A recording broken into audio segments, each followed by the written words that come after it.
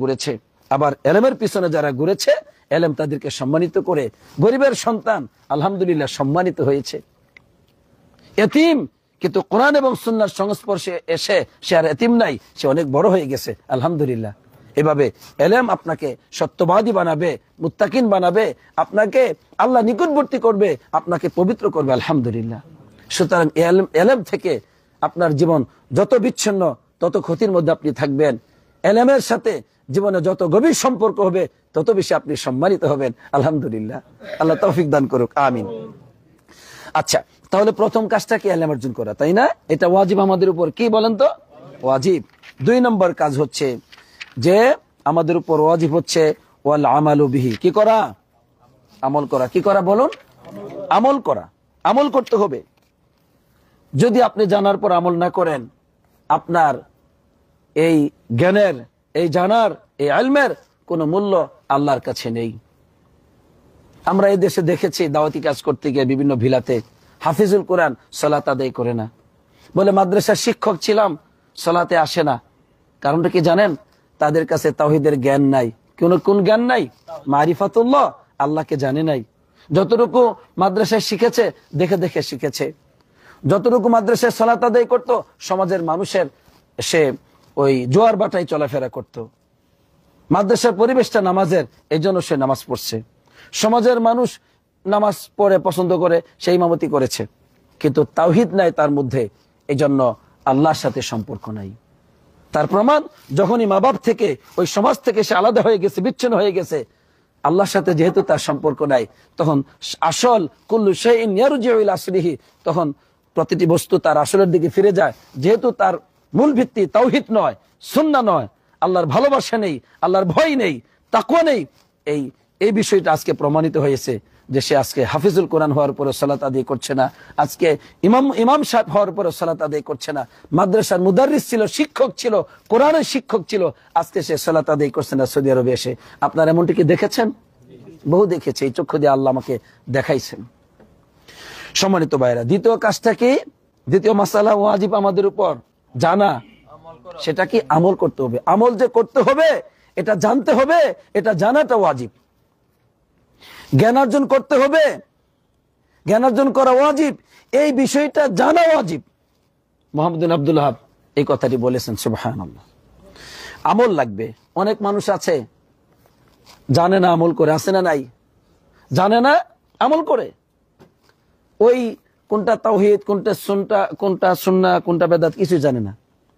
অনেক দোয়া কালেমা মুখস্থ, সব বেদাতি দোয়া, একটাও সুন্নাহ না, জানে না, আমল করতেছে। তাদেরকে যদি জ্ঞানার্জনের কথা বলবেন, আসবে না।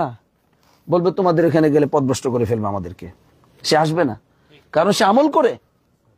সে আমল করে, সে জানে সে অনেক ভালো পথে আছে, সিরাতে মুস্তাকিমের পথে আছে। নাউজুবিল্লাহ।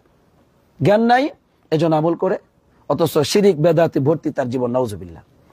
তো যারা আমল করে, জ্ঞানার্জন করে না, তাদের চরিত্র হচ্ছে, কোরআনে আল্লাহ বলেছেন, তারা খ্রিস্টান। তারা কি? খ্রিস্টান। কারণ কোরআনুল কারীম আমরা সূরা ফাতিহার মধ্যে পড়ি না, ইহদিনাস সিরাতাল মুস্তাকিম? নামাজের মধ্যে পড়ি। আল্লাহ আমাদেরকে সঠিক পথ আপনি দান করুন। সিরাতাল লাযীনা আনআমতা আলাইহিম, তাদের পথ দান করুন যাদেরকে আপনি নিয়ামত দিয়েছেন। তারা কারা?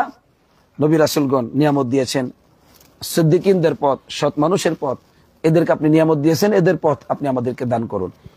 গায়রুল মাগদুবি আলাইহিম, তাদের পথ চাই না যাদের প্রতি আপনি রাগ, ক্রোধান্বিত, ইহুদি। এদের চরিত্রটা কি ছিল? তারা জানছে কিন্তু আমল করে নাই, জানছে সত্য কিন্তু আমল করে নাই, এজন্য এদের প্রতি আল্লাহ রাগান্বিত। সত্যকে গোপন করেছে, সত্যকে গোপন করেছে জানার পরেও দুনিয়ার স্বার্থে। ইহুদিদের চরিত্র হলো এটা, সব জানে কিন্তু গোপন করে। আর ওয়ালাদ-দাল্লিন, এরা হলো খ্রিস্টান, নাসারা। ওয়ালাদ-দাল্লিন, পথভ্রষ্ট এরা হচ্ছে খ্রিস্টান। এদের পথ আমরা চাই না। কেন? কারণ এরা আমল করে কিন্তু জানে না, আমল করে কিন্তু জানে না। এই দুই দলই ধ্বংস। জানে, আমল করে না, তারাও ক্ষতিগ্রস্ত। আমল করে কিন্তু জানে না, তারাও ক্ষতিগ্রস্ত। তাহলে ক্ষতিগ্রস্ত নয়, সফলকামী তারা কারা? যারা জানার পরে আমল করে। আলহামদুলিল্লাহ, আমরা জানবো, জানার পরে কি করব? আমল করবো। আল্লাহ সেই তৌফিক দান করুক, আমিন।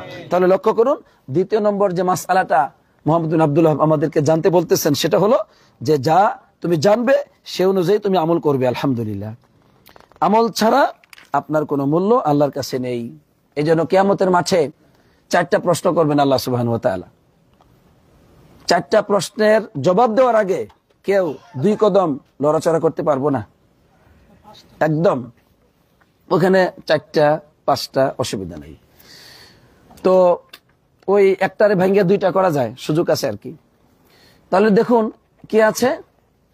1 নাম্বার, যে আপনার জীবন সম্পর্কে আল্লাহ প্রশ্ন করবেন। আনুমরিহি ফিমা আফনা, আপনার জীবনটা কোন পথে আপনি ব্যয় করেছেন, আল্লাহ জিজ্ঞেস করবেন। আপনার দিন, আপনার রাত, আপনার সকাল, আপনার সন্ধ্যা কোন পথে আপনি ব্যয় করেছেন, আল্লাহ জিজ্ঞেস করবেন, উপায় নাই। 2 নাম্বার, ওয়ান ইলমিহি ফিমা ফাআলা, আপনার জ্ঞান সম্পর্কে আল্লাহ জিজ্ঞেস করবেন, কতটুকু আমল করেছো। এজন্য আমল দরকার আছে না নাই? শিখলে হবে না, আমল করতে হবে। 3 নম্বর প্রশ্ন, ওয়ান মালিহি মিন মিন আইন ইকতাসাবা ওয়া ফিমা আনফাকাহু।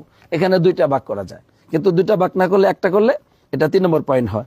যে সম্পদ সম্পর্কে আল্লাহ জিজ্ঞেস করবেন, কোন পথে অর্জন করেছো, এবং অফিমা আনফাকাহু, কোন পথে তুমি এটাকে ব্যয় করেছো। কোন পথে অর্জন করেছো, কোন পথে ব্যয় করেছো। আরে আজকে আমাদের অধিকাংশ মানুষের সম্পদগুলো হারাম দ্বারা মিশ্রিত, নাউজুবিল্লাহ।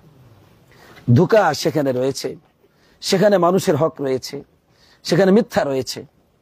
এই যে আপনার তাওহীদে অপূর্ণতা, যে মিথ্যা বললে আমার বরকত হবে, সত্য বললে আমি ফেসে গেলাম, তাহলে আমার টাকা পয়সা চলে যাবে, এটা হচ্ছে নাকসফিত তাওহীদ।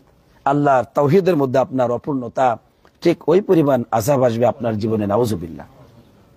যার জীবনে যতটুকু তাওহীদ অপূর্ণতা, তার জীবনে তত বেশি গুনাহ, পাপ, শয়তানের ইবাদত, নাউজুবিল্লাহ। এই যে যারা বলে যে আমরা তো আকীদা ঠিক আছে কিন্তু রাত্রে গুনাহ করি, অসুবিধা নাই, তাদের সবার তাওহীদের সমস্যা। কোথায় সমস্যা? তাওহীদের সমস্যা। কারণ তোমার ভুল ধারণা যে তুমি জ্ঞানার্জন করতেছো, শিরিক করো না, এটা ঠিক আছে, শিরিক করো না, তাহলে তুমি যে গুনাহ করো, ঘরে গেলেই মোবাইলের মাধ্যমে বিভিন্ন ভাবে এটা সেটা হারাম খাও, হারাম দেখো, হারাম কাজের সাথে সম্পৃক্ত, এটা কেন? এর মানে নাকসুন ফিত তাওহীদ, তোমার তাওহীদের ত্রুটি। ঠিক ওই পরিমাণ আল্লাহ তাআলা তোমাকে আযাব দিবেন, নাউজুবিল্লাহ। দুনিয়াতে তুমি শান্তি পাবে না, আখিরাতেও পাবে না। আর তাওহীদ যত পূর্ণতা পাবে, আল্লাহর প্রতি ঈমান, ভালোবাসা, ভয়, আল্লাহর প্রতি পূর্ণ বিশ্বাস যত পূর্ণতা পাবে, তত বেশি আপনার আমল, আখলাক, রাত দিন, সকাল সন্ধ্যা সুন্দর হবে, আলোকিত হতে থাকবে, আলহামদুলিল্লাহ। এজন্য এটা একটা ভ্রান্ত চিন্তা চেতনার মানুষ, তারা বলে যে হুজুর আকীদা ঠিক আছে, কিন্তু কি নাই একটু, এটা কিন্তু সহিহ আকীদার কিছু মানুষও বলে যে যাই বলেন কিছু ভুল ত্রুটি হয়ে যায়, এটা দুনিয়াতে চলিত, ভুল ত্রুটি হয়ে যায়, কিন্তু শিরিক করি না। এবারটা হাদিস কোরআনে গুনাহকেও শিরিক বলা হয়েছে, গুনাহকেও। কারণ ওই আল্লাহর সাথে শিরকুন আসগর, অসুবিধা নেই, মানে শিরিক ব্যতীত গুনাহে আপনি লিপ্ত হবেন না, ওটা তো শয়তানের অংশ, ওখানেও শিরিক আছে, তো ওটা ছোট শিরিক। এখন বিষয় হলো যে আকীদা ঠিক আছে কিন্তু আমলে ত্রুটি, এর মানে আপনার তাওহীদের সমস্যা। আল্লাহ বুঝবার তৌফিক দান করুক, আমিন। সুতরাং আমল দরকার আছে না নাই? তো আপনাকে জিজ্ঞাসা করা হবে কোন পথে আপনি অর্জন করেছেন, কোন পথে খরচ করেছেন সম্পদ। 4 নম্বর, ওয়ান জিসমিহি ফিমা আবলাহু, এই যে দেহটা, কোন পথে আপনি এটাকে ব্যয় করেছেন, কোন পথে, শরীরটাকে কোন পথে আপনি ব্যয় করলেন, আল্লাহর পথে না শয়তানের পথে, দুনিয়ার জন্য না আখিরাতের জন্য, কেন করেছেন, এটা আল্লাহ জিজ্ঞাসা করবেন। হাদিসটি তিরমিজিতে আসছে, আলহামদুলিল্লাহ। সুতরাং এলাম অনুযায়ী আমাদেরকে আমল করতে হবে, আল্লাহ সেই তৌফিক দান করুক, আমিন। তাহলে কয় নম্বর হয়ে গেল? 2 নম্বর, যে আমরা জানবো 1 নম্বর মাসআলা, 2 নম্বর মাসআলা হচ্ছে আমল করবো আমরা, এটাও জানতে হবে। 3 নম্বর হচ্ছে ওয়াদাওয়াতু ইলাই, আমরা যা জানলাম, যার উপর আমল করলাম, ওই দিকে আবার দাওয়াত দিতে হবে, আলহামদুলিল্লাহ। তাহলে জানছিটা কি? আল্লাহ সম্পর্কে জ্ঞান, আল্লাহ রাসূল সম্পর্কে জ্ঞান সাল্লাল্লাহু আলাইহি সাল্লাম, এবং আল্লাহর দ্বীন সম্পর্কে জ্ঞান, যেটা আপনি জেনেছেন। মানলেনটা কি? আল্লাহকে মানলেন, আল্লাহ রাসূলকে মানলেন, আল্লাহর দ্বীন অনুযায়ী জীবনযাপন করলেন, এটা মানলেন। তো এখন আপনাকে 3 নম্বর মাসআলা হচ্ছে ওয়াজিব আপনার উপর জানা, যে এই অনুযায়ী আপনাকে দাওয়াত দিতে হবে। দাওয়াতটা কি দিবেন? আল্লাহর দিকে আপনি দাওয়াত দিবেন, মানুষকে তাওহীদের দিকে। দাওয়াতটা কি দিবেন? নবীজির সুন্নাহকে আঁকড়ে ধরার জন্য আপনি দাওয়াত দিবেন। দাওয়াতটা দিবেনটা কি? আল্লাহর দ্বীন মানার জন্য মানুষকে দাওয়াত দিবেন, আলহামদুলিল্লাহ। পরিষ্কার হলো, এই দাওয়াত আমাকে আপনাকে দিতে হবে। কোরআনুল কারীমে আল্লাহ রাব্বুল আলামিন এ সম্পর্কে বলছেন মুহাম্মদ সাল্লাল্লাহু আলাইহি ওয়াসাল্লাম সম্পর্কে যে তুমি তোমার উম্মতকে বলে দাও, আয়াতটি ভালো করে বুঝুন, কুল হাদিহি সাবিলি আদউ ইলাল্লাহ আলা বাসীরাতিন আনা ওয়া মান ইত্তাবাআনি ওয়া সুবহানাল্লাহি ওয়া মা আনা মিনাল মুশরিকিন। রাসূল তুমি তোমার উম্মতকে বলে দাও, হাদিহি সাবিলি, এটা আমার পথ, এটা আমার পথ, আদউ ইলাল্লাহ, আমি আল্লাহর দিকে মানুষকে ডাকি। কোন দিকে? আলহামদুলিল্লাহ, আল্লাহর দিকে মানুষকে ডাকি। নবীজি কার দিকে ডাকতেন? আল্লাহর দিকে ডাকতেন। আজানটা শেষ হোক।